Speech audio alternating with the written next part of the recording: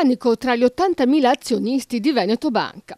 L'indagine aperta dalla Procura di Roma contro i vertici, ossia il direttore generale Vincenzo Consoli e l'ex presidente Flavio Trinca, per ostacoli alla vigilanza di Banca Italia, ha scosso come un terremoto le fondamenta della Grande Popolare. C'è la corsa a vendere e nelle filiali, mentre la Guardia di Finanza ha cominciato ieri a perquisire le sedi legali e amministrative del colosso bancario, i dipendenti non hanno potuto fare altro che registrare gli ordini di vendita.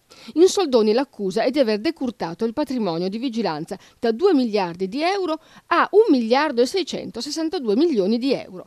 Tra i 17 imprenditori che avrebbero beneficiato di questi 346 milioni di fondi che mancano all'appello e comunque non sono indagati, c'è il gotha degli industriali del Veneto, Giuseppe Stefanel, Gianfranco Zoppas e i vicentini Francesco e Claudio Biasia. Il blitz dei finanzieri ha scosso anche gli azionisti più danarosi. Ce ne sono alcuni decisi a vendere che posseggono pacchetti azionari di 60.000 euro. Oltre la metà degli 80.000 vivono a Treviso. Nel mirino della procura c'è Vincenzo Consoli, l'uomo che ha trasformato la piccola banca popolare di Asolo e Montebelluna in uno dei più grandi gruppi bancari italiani. Il consiglio di amministrazione stava per rinnovargli la fiducia, cosa che a quanto pare a Banca Italia non è piaciuta ed è scattato il blitz.